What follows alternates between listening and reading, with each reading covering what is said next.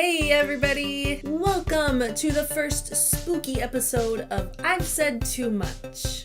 You may notice that I have a little bit of a different set behind me right now. I decided to make things a little bit more spooky for the next few videos that I have planned for this month. I also have some new little friends behind me to help bring some extra spooky vibes. Over here we have Leonard, and this lady over here is Francine. They're just gonna be hanging out for the next few videos.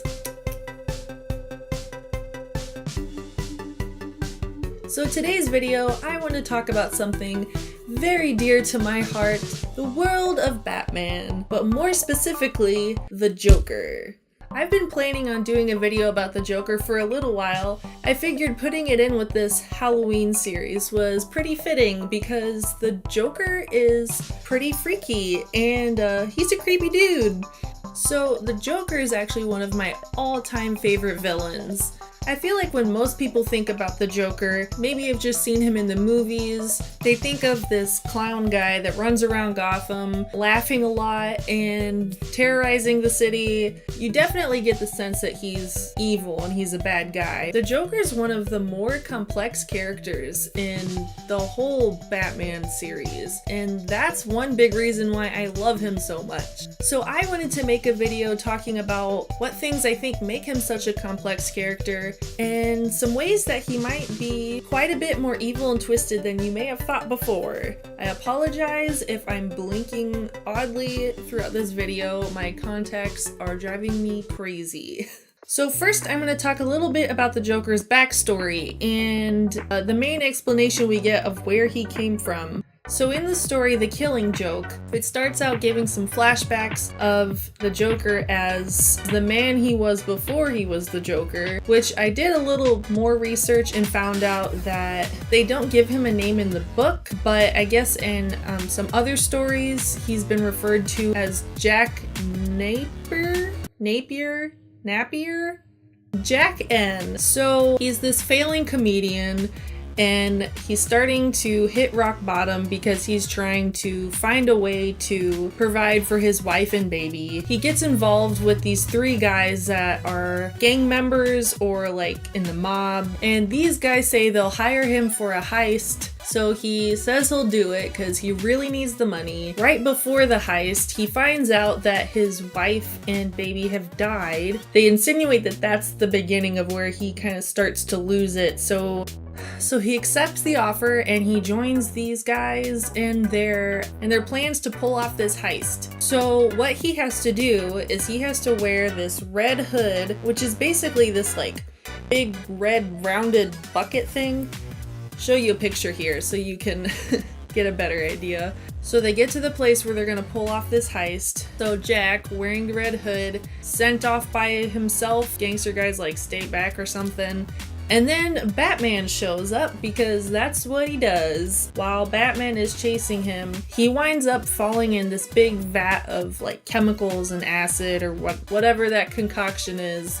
And that when he comes out, his skin has turned white and his hair's changed colors and he like starts laughing and basically has transformed into the Joker. That's the most common backstory they give him. I think there might be a few like variations of it, but it's generally like he fell into some kind of like chemical waste and it transformed him into this white-skinned, green-haired madman. I think one of the first times that we see the Joker a little bit differently is in The Dark Knight. So in this movie, Heath Ledger portrays the Joker as a guy that just wears clown makeup instead of having the white skin. We get the idea that he has just a really troubled past. Some really horrible things happen to him that's like made him the way he is. He gives a couple very different stories to a few different people when he's threatening someone with his knife, but he gets up real close and he says, "Wanna know how I got these scars?"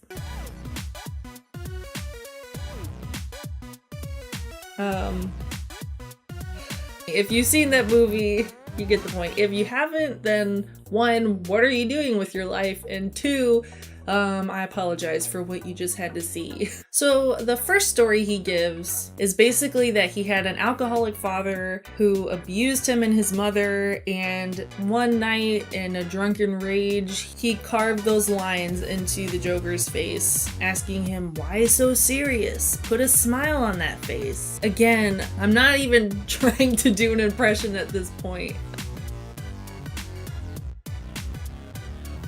The second story is that he had like a bad relationship with his ex-wife. She was like really sad at one point, so he carved those lines into his face on his own as a way to make a permanent smile, to encourage her to smile. It's an interesting line of logic, but basically by giving those two different stories, we realized that neither of those are true.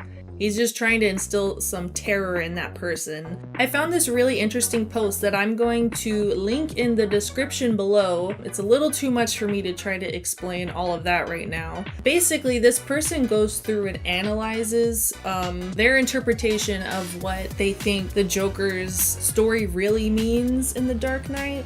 They basically say that they think, like I mentioned, that those two stories weren't true. The Joker just wants people to think he's insane, but clearly you can see that he is truly disturbed. But all that to say, I thought that was a really cool and unique new take on the Joker that I hadn't seen before, which is one of the things I love about the Joker's character, is there is just so much you can do with his character, and we've seen that in some of the more recent movies.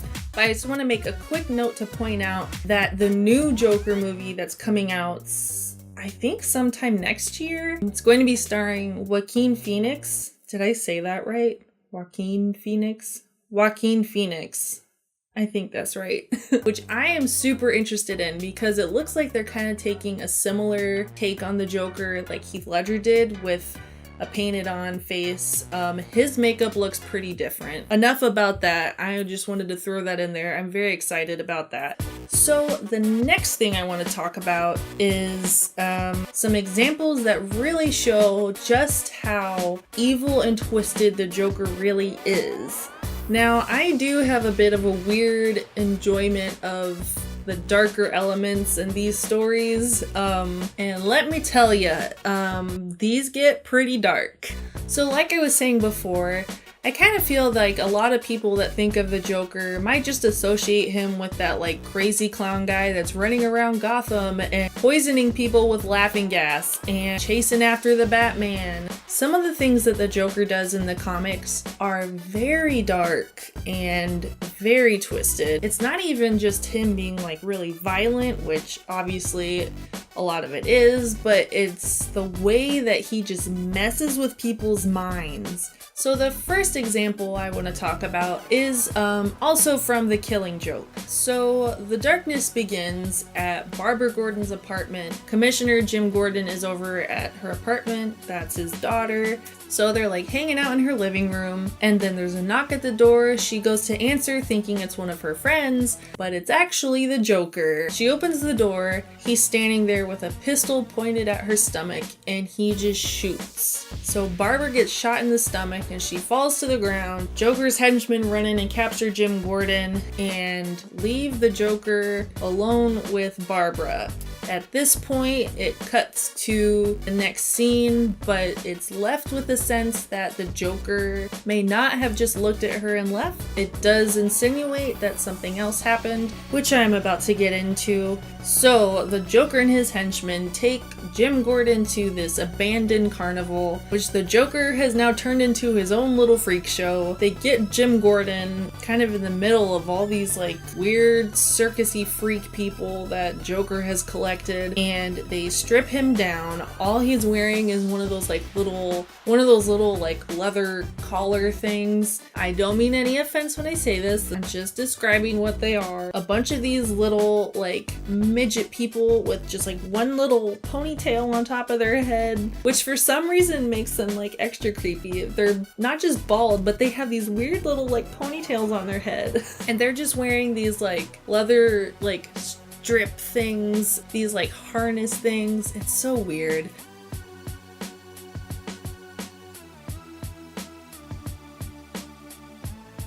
And they put Jim on this ride that's gonna go through this dark tunnel. They're all sitting there like poking at him and like harassing him and stuff and just being creepy little babies that they are. So as he's going through this tunnel, all of a sudden up on the wall, all these screens light up. And at first it's the Joker's face and he's like talking and laughing. And then all of these pictures of Barbara Gordon bleeding on the floor in the nude show up on the screens.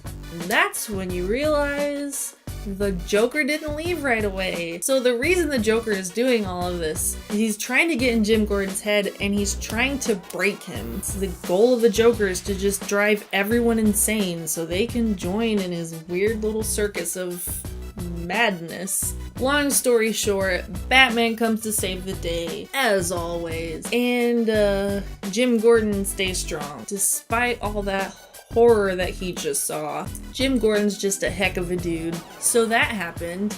Oh wait, there's more! So the next example of Joker's evil, twisted doings comes from Death of the Family. This is a comic series, so there's several different books that tell this longer story. And towards the end, Joker has captured 5 members of the Bat family, which include Batgirl, Robin, Red Hood, and Nightwing. Different Red Hood than what the Joker wore before. I know, it's kind of confusing. So Joker has captured these 5 members of the Bat family. He actually has them all down at this long table in the Batcave. Alfred, previously in the series, was brainwashed by the Joker, so he's there all zombified and weirded out with this huge grin on his face. And he serves everyone at the table this platter with those big like dome lid things. So they're all sitting at the table and all of their heads are wrapped in like white bandage. They also have like gasoline all over them because the Joker has set up different like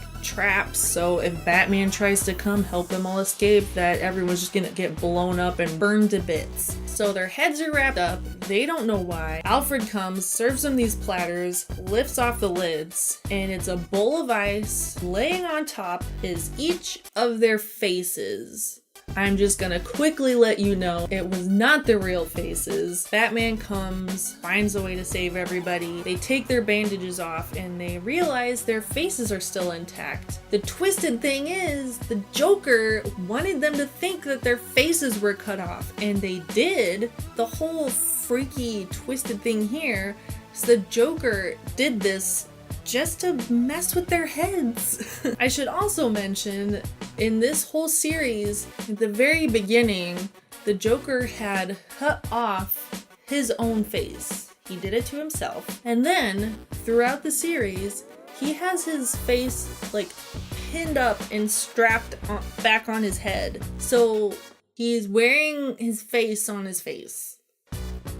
Trying to find a picture for you. Actually, I'll just post a picture right here.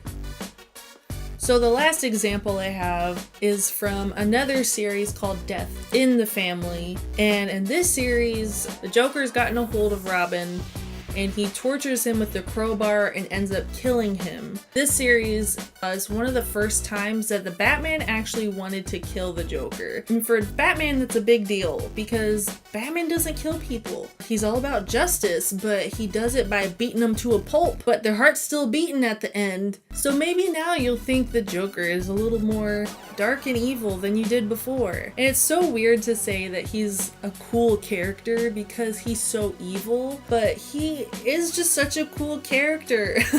There's just so much to him. I just find him so much more complex and interesting than a lot of other villains. I know that was probably just a little more disturbing and dark than it was spooky, but it still kind of fits.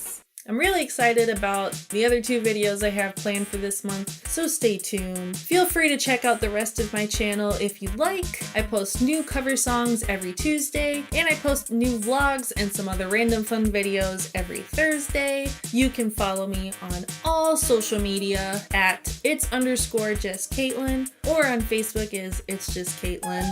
Feel free to let me know in the comments down below or on my Facebook page. Let me know if there's some different things that you like about the Joker, or maybe if you were really creeped out, or maybe you don't like the Joker anymore, or if you're excited to see the new Joaquin Phoenix movie. Joaquin Phoenix.